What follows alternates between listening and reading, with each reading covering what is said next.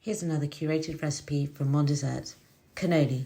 Cannoli are the pride of the beautiful island of Sicily, and with this kit you'll make your very own at home. First of all, you'll make the cannoli shells.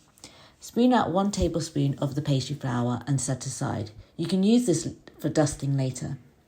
Prepare the cannoli shells by emptying the remaining pastry flour, 15 grams of sugar, cinnamon and cocoa powder into a bowl and whisk to combine.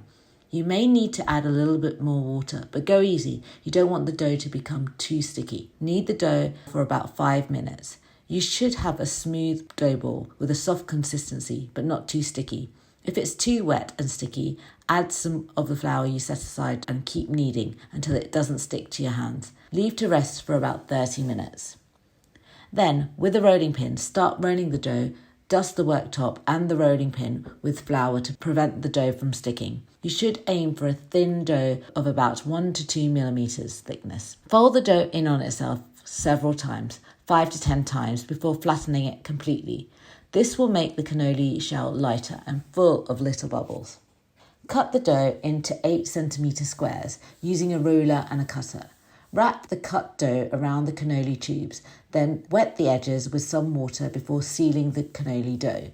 Make sure the dough of the cannoli is well sealed or they'll open up while frying. Bring the oil to 190 degrees or dip the tip of a wooden spoon in the oil. If it starts to bubble, the oil is ready. Fry the cannoli depending on the width of your pan. You may need to do this in several batches, as the cannoli should not touch.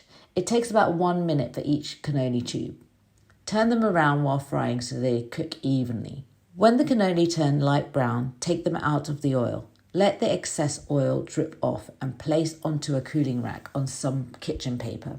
They'll darken while cooling. When cooled, remove the forms and get ready to fill up the cannoli shells. Only fill up the shells once they are completely cooled.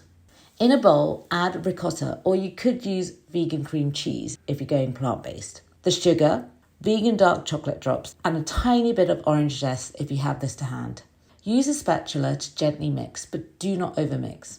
Put the ricotta cream into a pastry bag and start filling the cannoli tubes one by one. Fill each cannoli from both sides, starting from the middle and moving outwards while filling. Dip one end of the cannoli into some crushed pistachio and top the other end with the candied orange peel. Arrange on a serving platter and sprinkle with powdered sugar and enjoy.